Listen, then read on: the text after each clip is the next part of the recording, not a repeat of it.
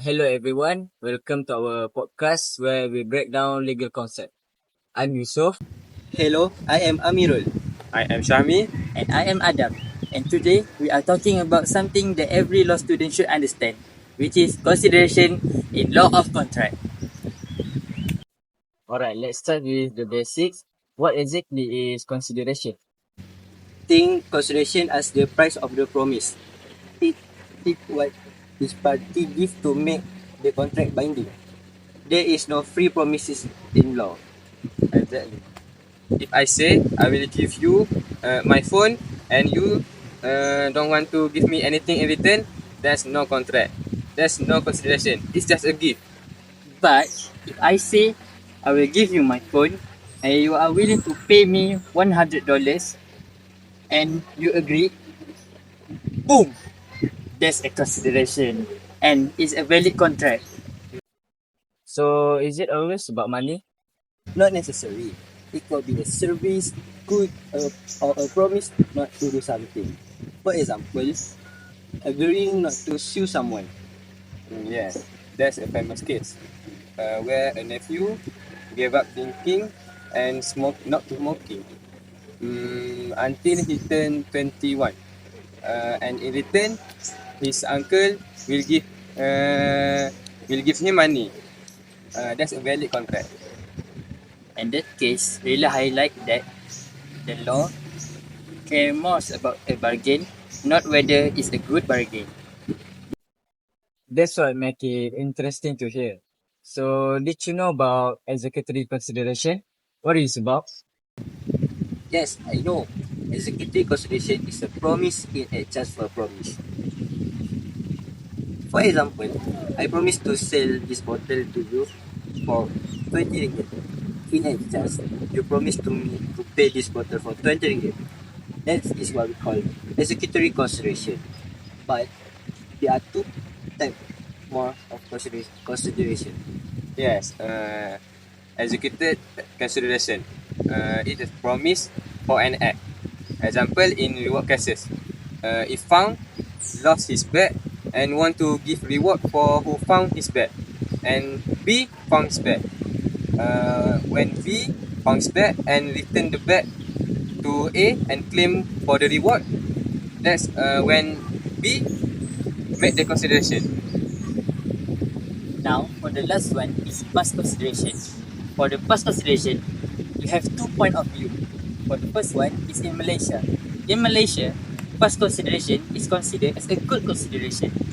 But in the English law, past consideration is not a good consideration. For example, I can say when I want to sell, let's say, a sheep to you, okay? I say the sheep is healthy, and fat, and it tastes good, right? Okay. But when you get the sheep, you realize that the sheep is has the leg is broken. So, based on the we go to the Malaysian example first. You can sue me because in Malaysia, past consideration is a good consideration. What I say in the past is a good consideration to you and me.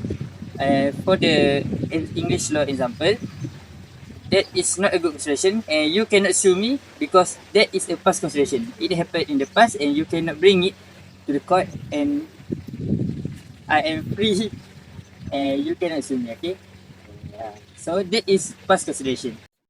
Is past consideration is a good consideration? Yes, like I say, past consideration is a good consideration in Malaysia. And in Malaysia, we consider it as a part of the law. Wow, that's a lot to catch up. But I think we'll take a break. See ya.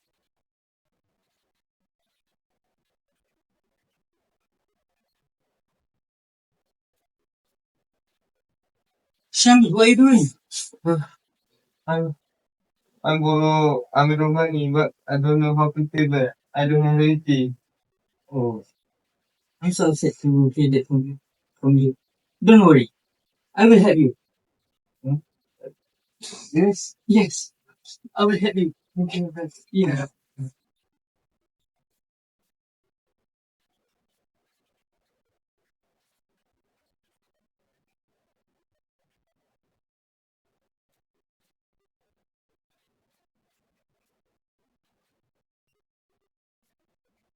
Amirul, I hate Shami owe you some money. Yeah, I know how much. 10,000. Oh my god, why so much? Can I pay half of it for him? Yes. Yes. Open your food. Here. Here. Now you come eat later, okay?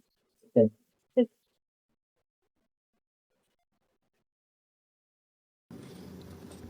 According to rules of consideration, what are they did are valid. It is falls under Section 64, a payment to compensate a part of debt, whereby a payment to discharge the whole claim. Now, let's go back to our podcast. Is there any exceptions for this consideration? Yes, there is three types of exceptions. Section 26A, B, and C. For the first one, Section 26A, an agreement between natural love and affection. And for Section 26B, an agreement to compensate for a past voluntary act. And the last one, Section 26C, agreement to pay for a statute bar debt. Based on you talk earlier, I want to add more about Section 26A. For example, when your parents promise you to give something if you get an excellent result, but when you got the excellent result, they give nothing. I, I remember when I was a kid, my father always told me like that. When I told them that tomorrow I had a test, they always say to me, you need to study hard. You need to get a good result, and after you get a good result, I will treat you with present. But that just a lie. I don't get anything. Same, same. The same. Same, same. But based on section 26A, I remember that I always see in the Malayan drama that they always fight uh, about when their fathers or mothers die, they always fight about the Contract in family. contact in family. They always has the problem in that situation, and that's not a good things because if we have problem, we can refer to this section 26A because when the what you say just the family Contract in family. the Natural love. yeah the when the person make the contract based on natural love, and when we want to make it a valid contract, we need to have the agreement must be in writing and must be registered. Oh, yeah. Yeah. Mm.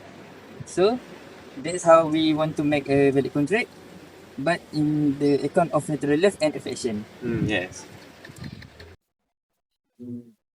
I get it, I get it. Let's wrap up. Why does consideration matter? Because it ensures that contracts are two-way street, it protects the one-sided promises and set the foundation for legal accountability. No consideration, no contract. Simple. But as always in law, there is exceptions. That's it for today's law chat. If you found this helpful, don't forget to share, like, and subscribe. And we'll catch you next time with more simplified legal talk.